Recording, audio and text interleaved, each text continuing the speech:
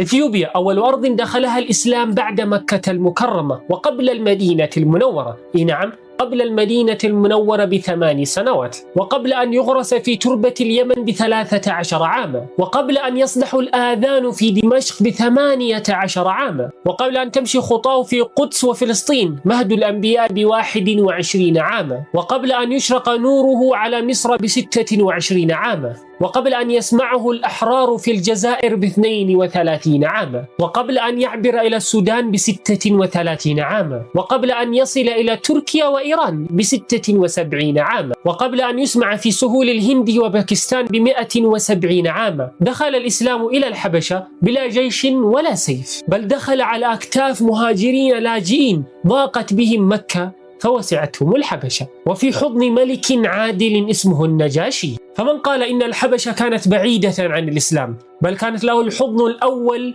والمأوى الأول قبل أن تقوم له دولة أو يرفع له لواء. نعم، هنا لجأت الرسالة في أرض لا تعرف الظلم، أرض الحبشة.